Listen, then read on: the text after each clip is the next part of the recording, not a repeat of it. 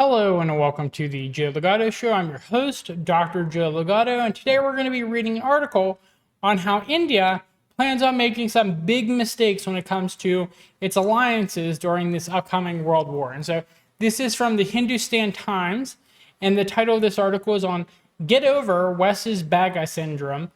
Jankar takes indirect swipe at China.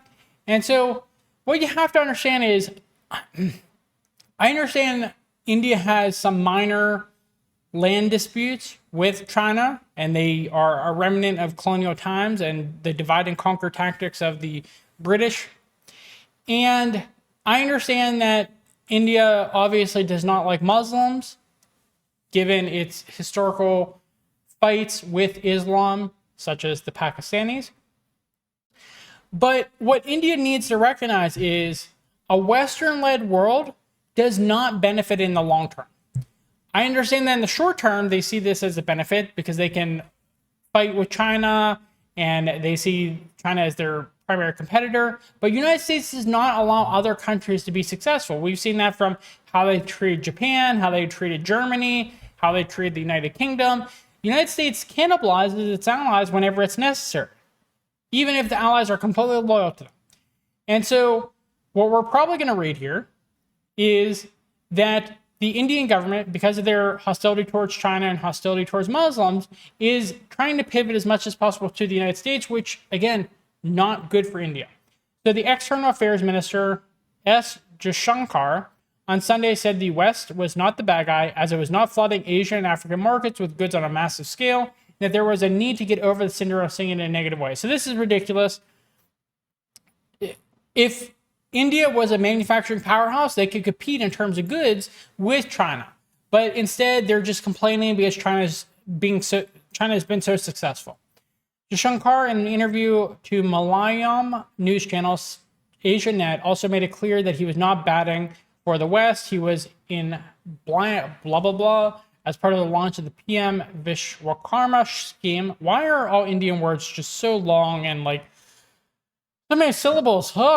It is not the West which is flooding Asia and Africa with goods on a massive scale, he says. I think we need to get over the syndrome of the past that the West is the bad guy and on the other side of the developing countries.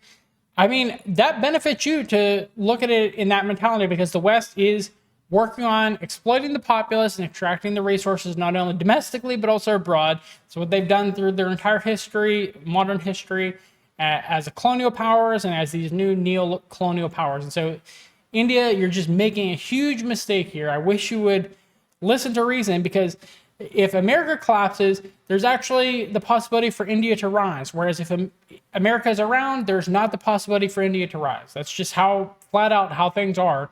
America does not allow peer or near peer competitors, which is why they're so hostile towards Russia and China right now.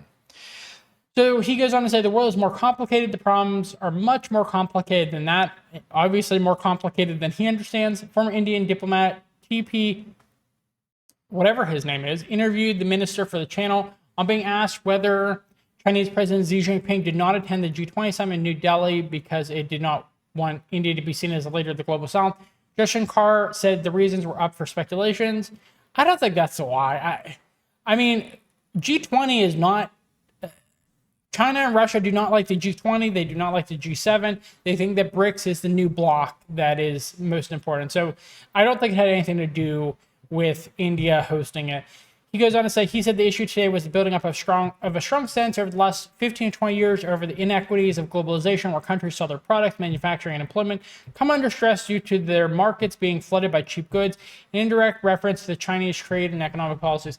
Again, if you don't want your countries flooded with goods and you don't like those goods, then you just don't have to have them in your country. And just blaming China for this when China is just legally competing, using their goods, their manufacturing capacity, it's just ridiculous to blame China for this. The minister said this underlying resentment and pain of those countries regarding the global economy was building up for the last 15 to 20 years, and the COVID pandemic. The Ukraine conflict resulted in prices of energy and food items going up. So there was a sense of anger building up in the countries about them being used as an extractive resource to fuel the economy of another nation, and that the West was not to be blamed for that. What? Okay, this person has to be paid by the West, because obviously that is the case. The West is exploiting the populaces and extracting their resources. That's what they've always done throughout modern history. So He goes on to say he made it clear he was not batting for the West and said that in today's globalization, there was a concentration of manufacturing that was being leveraged and subsidized. It was affecting economies of various nations. Okay, so again, you don't have to accept those goods if you don't want them in your country. It's just ridiculous. He makes this fact-free statement of the West not being exploitative without citing any evidence that shows that, and then goes on to blame China because China's producing goods that your people want and your government allows. And the sad thing is, for a lot of people, this might be a persuasive argument. And it's the furthest thing from an actual persuasive argument. But if you have certain biases that are anti-China, pro-West, this makes sense to you. This sounds persuasive. So he goes on to say, however, India's manufacturing, agriculture, scientific achievements like the Chandrayaan-3 mission, ability to vaccinate, etc., all of that has created a sense among the global South, which includes the African Union, that one of us has the ability to stand, grow, and progress. So they identify with us in a way they did not with other people. Responding to queries, he also spoke about the achievements of the G20 summit under the Indian presidency and the threat posed by the political space given by Canada to the Khalistan group. Yeah, so India and Canada have been having a dispute. I'm actually surprised the United States allowed this to happen. Maybe it's the United States threatening India that if it takes the side of the multipolar bloc, they're going to start fomenting human rights abuse accusations against it, like the West loves to do no matter the country. And that's how you know the United States isn't serious about things like human rights, because it doesn't matter how heinous the acts of its allies are, such as what Israel's doing in Palestine. It never screams human rights abuses. It supports them in every way possible, diplomatically, militarily, economically. But when it's someone they don't like, suddenly human rights abuses come out of nowhere. They just make them up, like they did with the Uyghurs, like they did with the Tibetans, like they're doing in Hong Kong, et cetera, et cetera. They just make stuff up. Okay, so in addition to that, the country was also able to do diplomacy in a different way, and through the summit created a greater interest in the nation about the Baltic. He said, Jankar said India was a different country now, with a different level of confidence and different leadership, and the manner in which G20 was conducted has only benefited the nation. Okay. He said that the summit showed that the agenda does not have to be decided by the West or the P5 or by a narrow one or two countries, and that India too can shape it. So not true at all. The United States controls these various apparati, and they allow India to pretend to be a leader because the United States wants to use India as a meat shield against China. And these people either are stupid or they obviously know it and are getting paid or blackmail. By doing the Voice of the Global South Summit and bringing 125 nations together, we straight away shaped the agenda, he said. At the same time, he said the Global South was not a new world leader or a definition, and India was not claiming to be its leader. My most truthful answer is that the Global South is not a definition, but a feeling. It is a feeling of solidarity, a willingness to put yourself out. He said, adding that those who are a part of it know it, and those who are not also know it. World leaders at the two-day G20 summit in New Delhi recently had hailed Prime Minister Narendra Modi for his decisive leadership and for championing the voice of the Global South. Again, they want him to be a meat shield, his people to be meat shields in a war against China. He also welcomed the proposed economic corridor with India at one end and Europe at the other, which passes through the Middle East, making it easier for people from here to go there for job opportunities. While speaking about people migrating abroad for jobs, he touched upon the issue of the Khalistan group's activity in Canada and its effects on India's relationship with that country. He said the problem arises when, for whatever reason, such countries give space to their politics for activities of such groups. The minister said there were compulsions in politics, but everybody, especially in a democracy, must temper that with a larger sense of responsibility to the world as well as a sense of responsibility to their own image and their own well-being. Forget us for the moment. You know the kind of force involved in all of this. They are not good for the country where all this will happen today. This Canada, it could be something else tomorrow. We're focusing on generating that appreciation. I don't know what he's trying to say here. Some weird statements, just fluff. I think he's trying to get around the fact that maybe Canada might have a point in some of these regards, and so he's just spewing words in order to try to obfuscate that fact. On how India managed to not get Russia blamed for the Ukraine conflict and the G20 declaration, Jankar said everybody compromised.